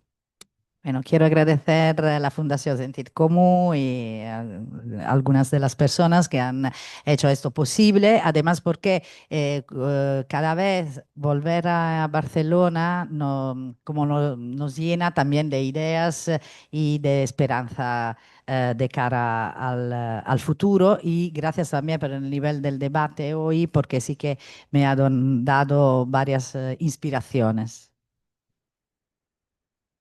Cercherò di spiegare il ragionamento che facciamo a Roma e in Italia, però rispondo subito qual è il senso profondo della risposta che proviamo a dare al governo della destra. Difendiamo la città dallo Stato. Noi difendiamo la città dallo Stato in questo momento. Questo è il senso profondo di quello che stiamo provando a fare. E provo a spiegare che questo non è un caso che la destra oggi governi, ma l'inizio di una nuova stagione della destra al governo dell'Italia e credo di un laboratorio politico che parla in questo momento a tutto il mondo da parte della destra e di Giorgia Meloni per quello che sta facendo la destra e sta costruendo la destra a livello internazionale, è cominciato proprio nelle città, quando abbiamo perso nelle città. Bueno, empiezo ¿no? de tu última pregunta, o sea, ¿cuál es el sentido profundo de nuestra acción política en la ciudad, en Roma, teniendo un gobierno del Estado de extrema derecha con Giorgia Meloni? Eso, el sentido para nosotras es defender la ciudad desde el Estado, ¿no? del Estado. Y el sentido, porque al final lo que o sea, la razón por la que hoy en Italia gobierna la extrema derecha, la extrema derecha de Meloni, que es un ejemplo y un laboratorio de ideas para toda la extrema derecha mundial en este momento, o sea, la razón profunda tiene sus raíces en la ciudad. en las ciudades. O sea, cuando perdimos nuestra presencia en la ciudad, en las calles, en los territorios, ahí en ese momento empezó a ganar la derecha. Tanto ringrazio anche Maria Luisa che mi sta aiutando, non solo in senso generale quando perdiamo le città, proprio in senso storico. Nel 2008 a Roma vince un sindaco fascista, Alemanno, e inizia una stagione nuova dell'estrema destra nel paese. Proprio perché parliamo di come si costruiscono i percorsi, noi oggi abbiamo un governo progressista di centrosinistra. Sarebbe bella come domanda dire non solo come si riesce a sopravvivere con la destra al governo, ma anche come si riesce a sopravvivere in alleanza con i socialisti. Questo è un altro dibattito, un altro tavolo, poi lo facciamo da un'altra parte perché è molto difficile, però ci arriviamo dopo aver dovuto attraversare il governo della destra e dell'estrema destra dentro le città e poi il fallimento dell'opzione populista del Movimento 5 Stelle. Sí, en Italia sí que lo que yo entendía como perder la ciudad, también perder las ciudades desde el punto de vista electoral, por ejemplo, o sea que en Roma venimos de de la pérdida de las elecciones. Sí, en el 2008, cuando ganó uno de los exponentes más rancho de la extrema derecha italiana, Alemanno, y se convirtió en alcalde de la ciudad de Roma. Y entonces, a partir de ahí, claro, se desarrolló un nuevo auge de la extrema derecha por todo lado, no solo en Roma, sino en toda Italia. Y esto como iba de la mano con la pérdida de confianza y de terreno político por parte de las izquierdas y además con la derrota de este movimiento popular que era el movimiento 5 Estrellas, que tenía como un movimiento popular, pero no tan claramente, ¿no? de izquierdas. Allora in quel momento no, oggi è già diverso. È curioso, noi siamo un movimento Sinistra Civica Ecologista che da 30 anni ha una storia municipalista a Roma e siamo assolutamente radicalmente garantisti. È curioso che Alemanno, che fu sindaco di Roma, in questo momento è in galera per corruzione, come Sarkozy è in galera per corruzione. Quindi diciamo che poi la destra, dopo che arriva a un certo punto, rischia di finire sempre qua, ma noi arriviamo dopo se non vediamo prima quello che sta accadendo. Sí, solo como una anécdota que no es tan anécdota, es que este mismo alcalde alemán que gobernó 5 años en Roma, en ese momento ahora está en prisión, está detenido por temas de corrupción. O sea que siempre lo que se demuestra es que la derecha, ¿no? Como está como su ADN. Brevemente, qual è la situazione in Italia?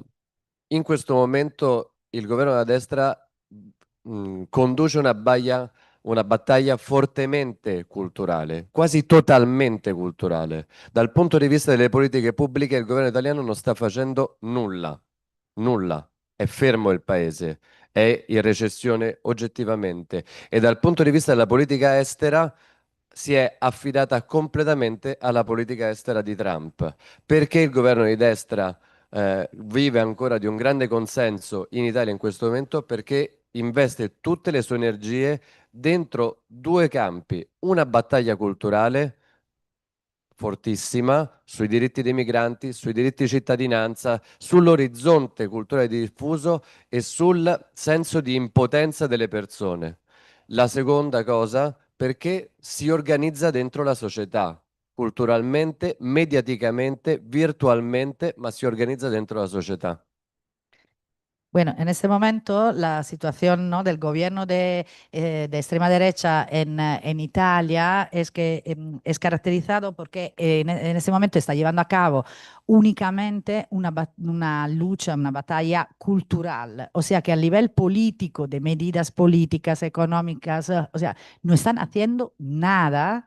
Y entonces el país está en una crisis, en una recesión brutal, pero a nivel de imagen y ¿no? de eso como trasfondo cultural, están invirtiendo todos los recursos en esto. Y por otro lado, sobre el tema de política exterior, se han vinculado aún más a Trump, y esto como lo que están como es desafiando, haciendo una batalla para el control que ya tenían, pero aún más de los medios de comunicaciones y para construir este sentido de impotencia, ¿no? generalizado en la sociedad, y esto sí que lo están obteniendo, no solo creando organización dentro de la sociedad civil, no solo virtual, como a nivel de redes sociales y medios y mainstream, sino también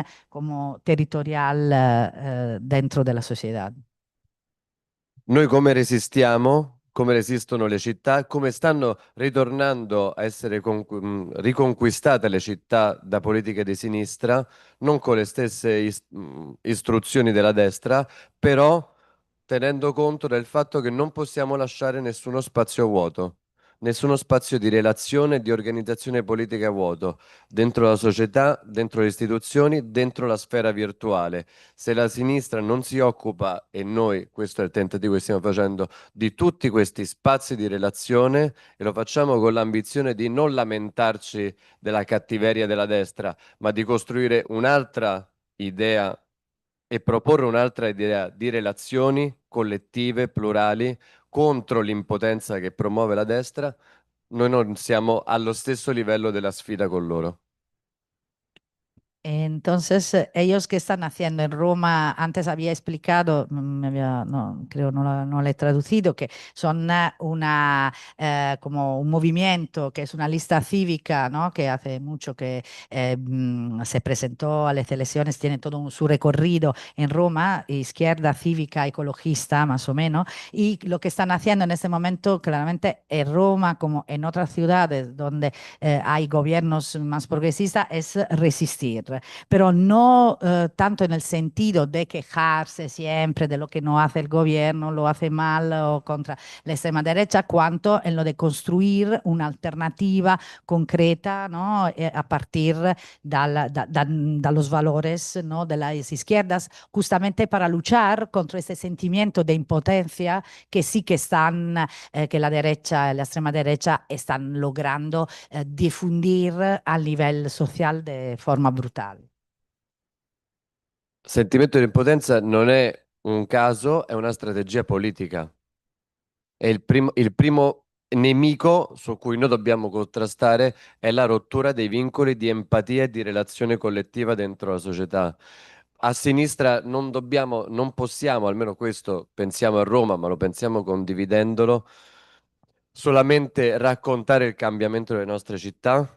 Non possiamo solamente cambiare le nostre città, dobbiamo organizzare le persone politicamente mentre stiamo cambiando le città, costruire degli spazi di organizzazione politica mentre conduciamo il cambiamento delle città. Sí, entonces el tema es no solo como ¿no?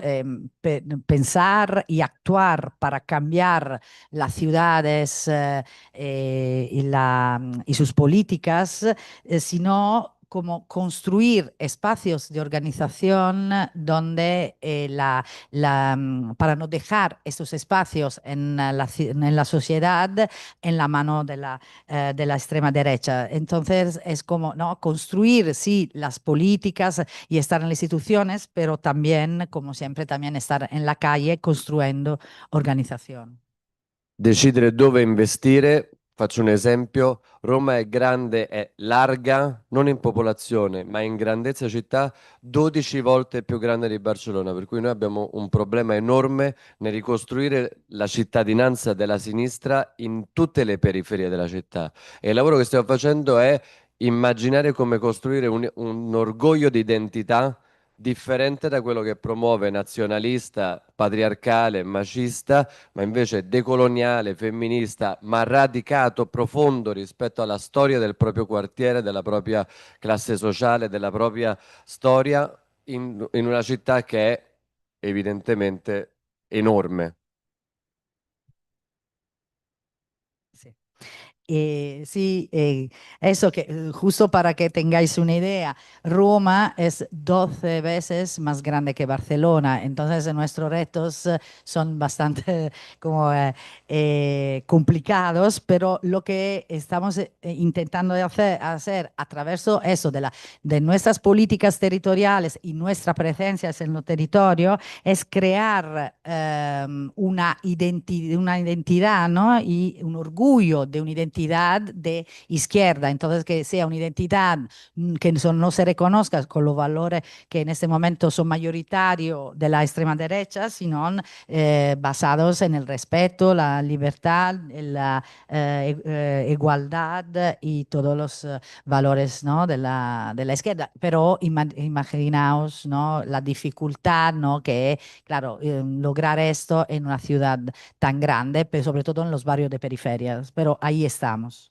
Finiamo non tanto un orgoglio di sinistra, un orgoglio di luogo, un orgoglio di identità di luogo, visto da una logica di sinistra alternativa a quello nazionalista.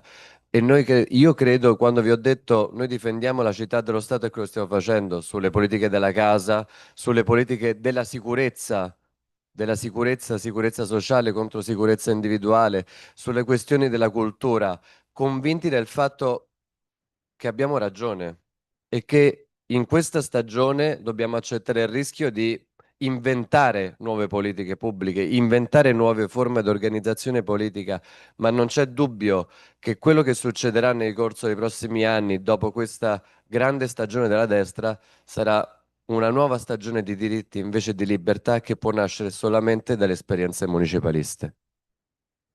Y para acabar esto, no sé si, bueno, que en todo caso lo que a lo que se refería era como que están intentando crear ese orgullo, ¿no? de una identidad territorial, ¿no? muy vinculada a la ciudad, a los barrios, que alternativa, claramente, como decía antes a lo de la derecha, y porque lo que están haciendo son políticas concretas sobre, ¿no? el tema de vivienda, temas que no, temas de vivienda, el tema de la seguridad, como no, seguridad social versus seguridad individual, y entonces, ¿no? como miedo y eso, o sobre todo están trabajando mucho en los temas culturales, porque, claro, y esto para acabar con estas nuevas políticas, sí que ahora hay como esta estación de auge de la extrema derecha, pero seguro a partir de ahí y sobre todo de la lucha en los territorios y en la ciudad a través del municipalismo, sí que esos son laboratorios para que crezcan movimientos de aquí al futuro, ¿no? de cara al futuro, que puedan revertir y no solo resistir, sino como ganar el relato de la extrema derecha. Y gracias.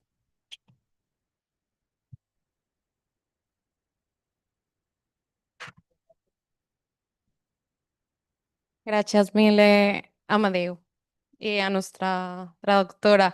Ja, bé, tanquem aquest blog i aquestes jornades de l'Escola de Formació de Sentit Comú. Teníem la intervenció del nostre eurodiputat Jaume Sens, de la nostra casa.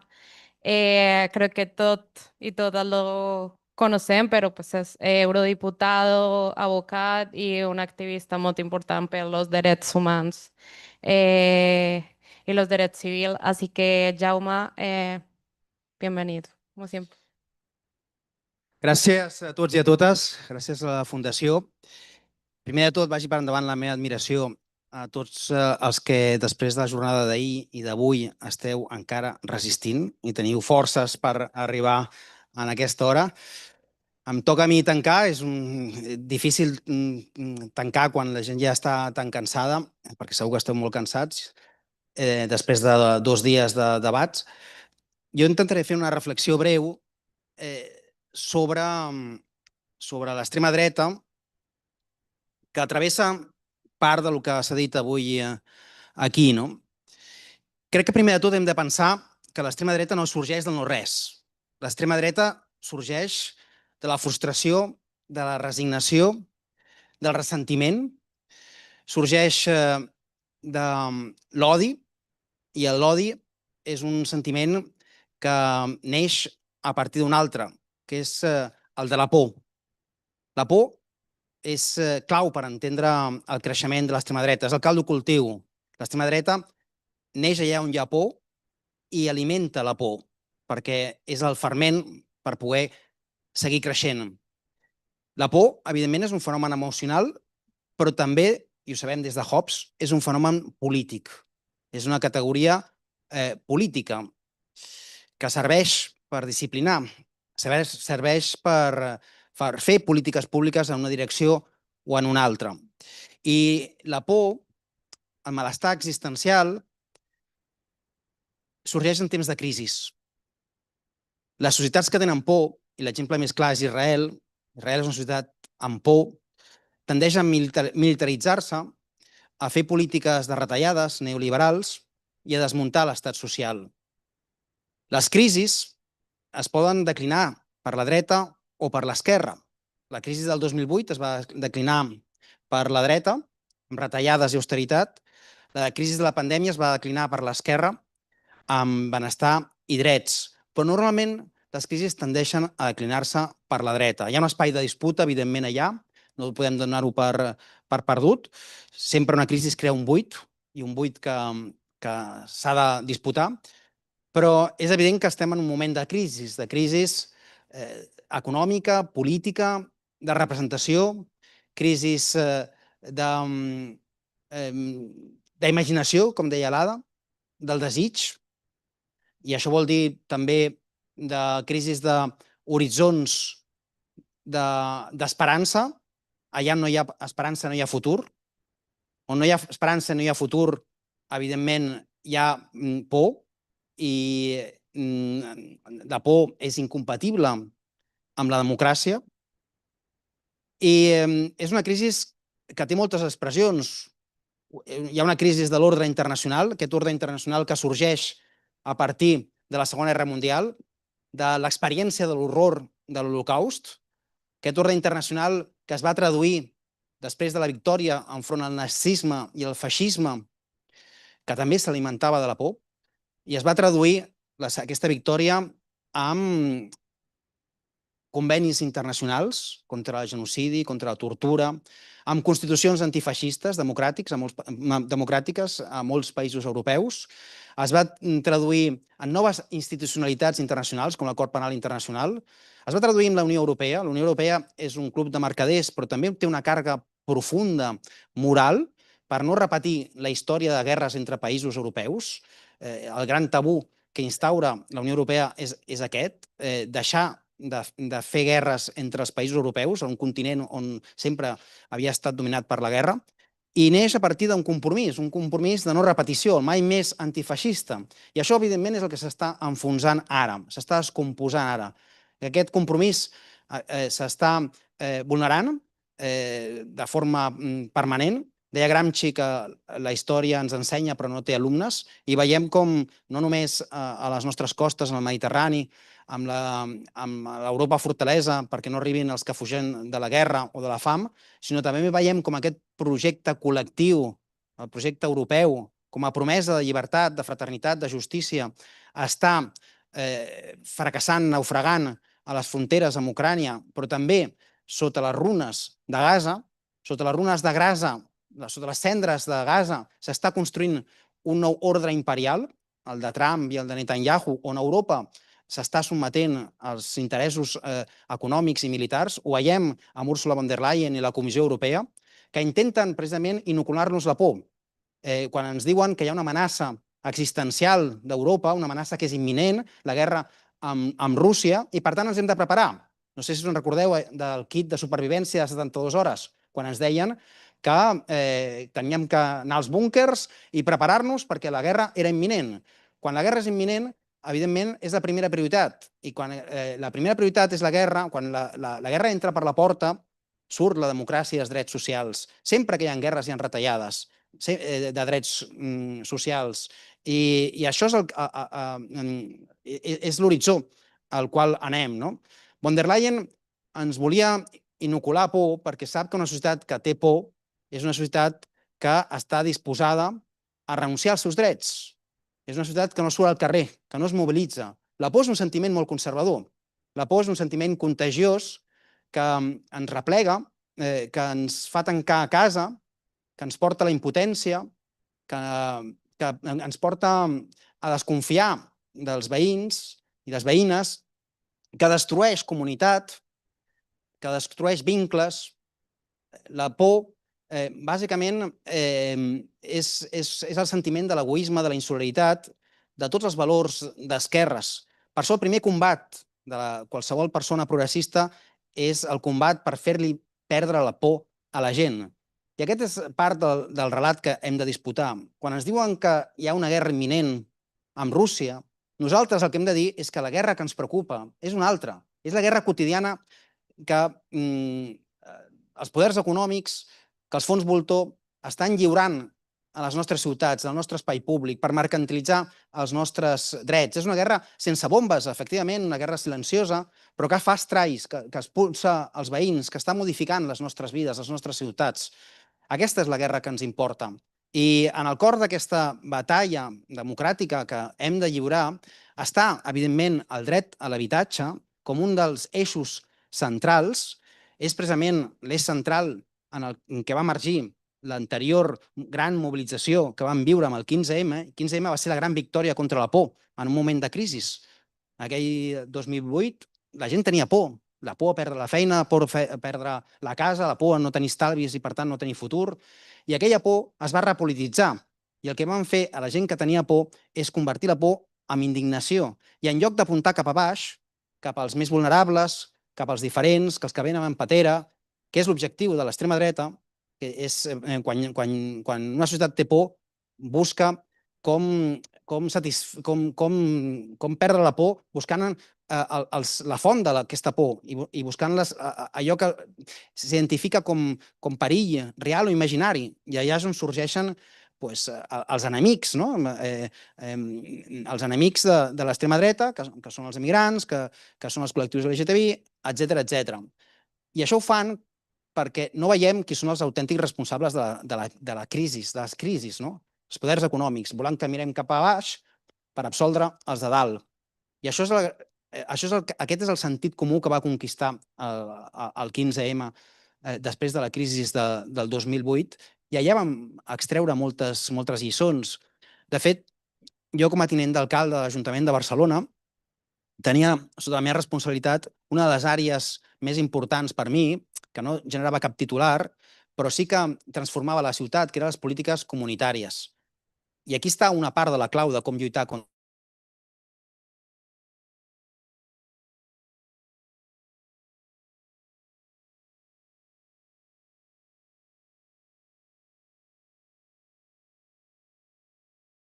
per tornar a fer barri, per tornar a fer a comunitat. Des de la perspectiva que és a les ciutats on precisament es produeix aquesta primera línia de foc, aquesta trinxera contra l'extrema dreta. És a les ciutats on es pot cremar l'espai de creixement de l'extrema dreta, en moviments socials, però també en polítiques públiques des de lo municipal que empoderen a la ciutadania. Nosaltres ens plantejàvem tots els recursos públics, des d'un casal a una biblioteca, com un dispositiu que havia de servir per agregar la gent, per fer que la gent establís xarxes, vincles, encara que fos per anar contra nosaltres. L'important és que la gent es coneixés, parlés i creés comunitat. I aquesta és jo crec, una de les lliçons de les polítiques comunitàries, que el que vam intentar fer, en el fons, és portar l'esperit de la PA a les institucions. Recordeu que el que fèiem a la PA és quan venia una persona que deia que tenia un problema, que sentia que era un problema personal seu, nosaltres li dèiem, no, aquest problema no és un problema teu només, és un problema col·lectiu. I, per tant, la solució no serà individual, serà una solució col·lectiva. I la responsabilitat d'aquest problema no és només teva. La responsabilitat és dels poders econòmics, dels bancs, etc. I, per tant, una cosa que es vivia com una desgràcia es va viure com una injustícia. I enfront de les injustícies, evidentment, la gent s'organitza i lluita pels seus drets. I crec que aquest esperit és el que vam intentar portar a nosaltres, a l'Ajuntament de Barcelona, el que hem intentat treballar aquests 10 anys, i és el que ens marca, evidentment, un camí a l'hora de fer polítiques públiques, de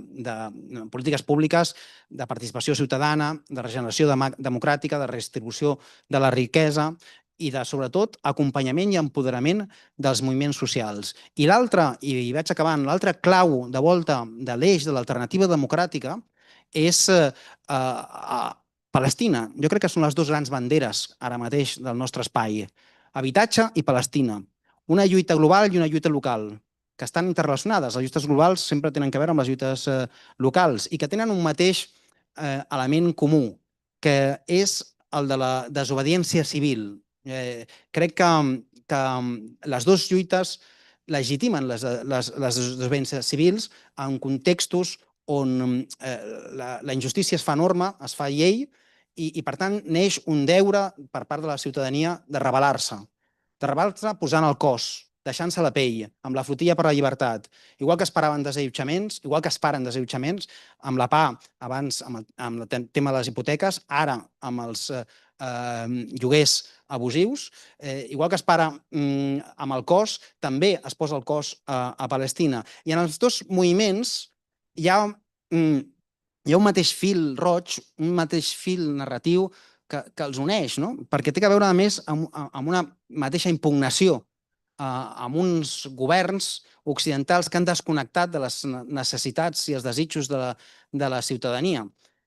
Jo no sé vosaltres, però jo quan veig les mobilitzacions que han despertat a la ciutadania amb el tema de Palestina, evidentment em ve a la memòria el que va passar en el 15M, quan la gent deia que no ens representen. També tota aquesta gent considera que els governs occidentals no els estan representant amb el que està passant a Palestina. I aquí cal recordar que aquestes dues lluites posen en el centre la importància dels carrers. La majoria de drets s'han conquistat als carrers. La democràcia no és un esport d'espectadors. Els drets no són regals caiguts del cel. La jornada de 8 hores, poder anar a un hospital quan estàs malalt, les dones votant, tot això ha sigut fruit de la gent que s'ha organitzat, que ha perdut la por i ha guanyat aquests drets. I ens volen fer creure que no serveix de res, que és inútil protestar, que no canviarà res i que, per tant, ens hem de resignar, que és el discurs de la dreta que menyspreava la gent que anava a la flotilla, que la ridiculitzava, però estem veient que no, que sí que serveix protestar. Ho hem vist amb la flotilla per la llibertat. Semblava que ens deien que era impossible que es reconeixés Palestina com a estat, ens deien que era impossible l'embargament d'armes o parar la volta ciclista i que la protesta social no mou muntanyes. I malgrat tot, les muntanyes s'han mogut i els governs occidentals s'han mogut, però no s'han mogut per voluntat pròpia. S'han mogut perquè hi ha hagut pressió social, perquè hi ha hagut acampades, perquè hi ha hagut manifestacions, perquè hi ha hagut flotilla per la llibertat. I crec que aquest és el missatge amb el que vull acabar. Crec que hi ha una disputa, anem perdent, és veritat, però hem de tenir present que hi ha certs dogmes del neoliberalisme que també ara estan en qüestió, ho hem vist amb la guerra arancelària, que ha sigut un símptoma d'aquesta idea del comerç sense trames, un comerç global sense traves, que era algo inqüestionable durant molts anys, ara mateix és un element també del debat. És a dir, que hi ha moltes